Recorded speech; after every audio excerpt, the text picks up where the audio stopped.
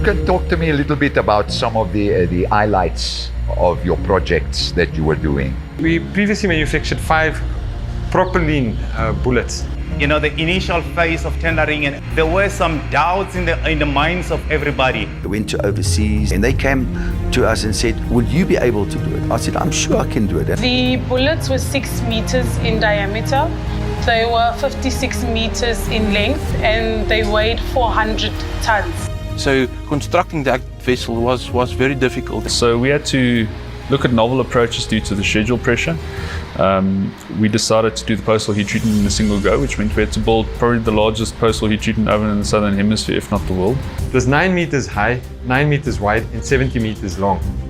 Now, this furnace was fully fitted with a complete PLC system that can accommodate, I think it was 140 thermocouples. So the construction for this, the quality for this has to be perfect, otherwise you can have a very dangerous situation. Correct. This is actually fabricated according to one of the strictest international codes, ASME. We can say this was done at home, met all the requirements as far as pressure vessels is concerned. That was the proudest moment in my life. Until today, I'm still so proud of it because when everyone didn't believe in us, we did it. But that's the kind of company we are. We take on these challenges and we go for it.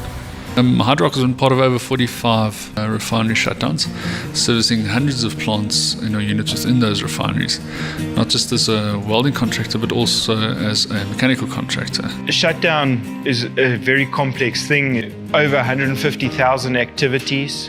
What makes us unique and is a major benefit to our international clients is that we are able to mobilize both locally and internationally over 2,000 welding teams and equip them from our main stores. Where Hydra Arc sets themselves apart is, generally a company that's large enough to take on massive scope in a shutdown.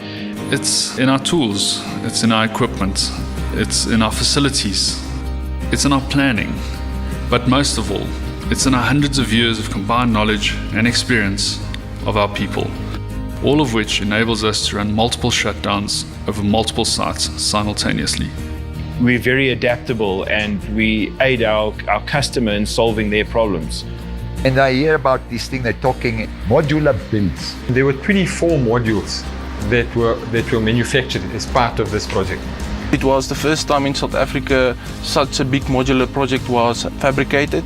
We were able to assemble a lot of these stuff that was on tight schedules under roof, which meant that during the summer months where we have rain, it didn't affect us. The largest of these modules was 17 meters high, 5 meters wide, and weighed approximately 250 tons. And this, Nick, please tell me. Yeah, so this is basically on the mining section. This one here, it's basically a bridge that we built for one of the sizing units. Weighs around 140 tons. The steel bridge was 16 meters by 15 meters wide.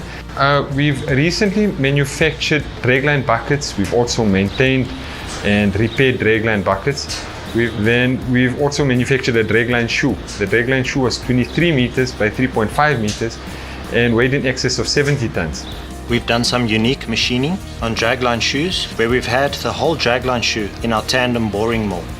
And we've actually completely machined it out. This dragline shoe is the first of its kind in that it was manufactured as one unit.